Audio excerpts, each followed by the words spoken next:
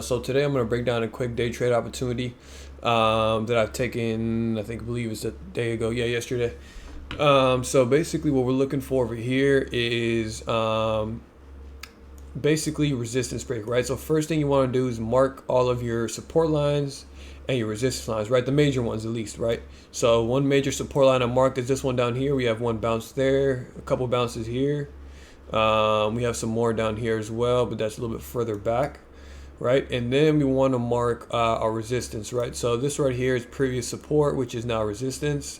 So I'll mark that one up there, and then I also mark this one over here, which is pretty strong over here and over here, right? And that's at 381.96, right? And then you want to go down and break down a little bit of a smaller resistance one. So this one right here, where we gapped down, we created resistance, and you can see a rejection over here. So we have two confirmations of resistance. So after you mark down all of your resistance and support lines, you're gonna look for a setup, right? So over here, what I see is that we can feel this gap right here, right? But first thing we need to do is we need to break this resistance right here, right? So let's see what happens in the next 30 minutes. Boom, another red candle, green candle. All right, let's see. So right over here is where we broke resistance. So I mean, I wouldn't get in over here. I'd wait at least 1 to 2 candles for confirmation. So right over here, pretty much we have confirmation of a close. So the next candle is another red one. So you got soaked right back in. So times like this is called a fake out. You don't want to get faked out, and then next thing you know, we come all the way down here, and you're sitting in a call position all the way up here. So always wait for that 1 to 2 candlestick confirmation, right? So the next candle over here, we close, right? Next candle we close above, right? So over here is what we call an inside bar setup, right? So over here is we have your first candle, you have your second candle, and then your third candle closes higher. So over here you have 1, 2 confirmation candles above resistance, right? So I would take my entry around on the smaller time frames. I look for an entry around right over here, 377, and then I'll just let it play along all the way up. Boom, there you go, profit. My profit target is going to be all the way at the top of the gap, which is going to be right over here around 380.20, and then boom, right there, profit hit.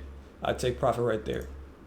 So that's an example real quick of quick day trade for SPY. SPY is really easy to trade. That, especially that one right there, that was a really easy trade to take. I believe I banked, I think that was a 44% play right there.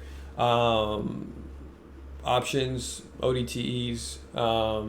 So I mean, definitely look for setups like that. I mean, even now, I believe now the market's currently open. So let's see what it looks like right now. Yeah, this is where we are right now, right? So now we have tested this resistance right here. We came right back down, and then we broke. So right over here at this candle, it's a high buying pressure candle.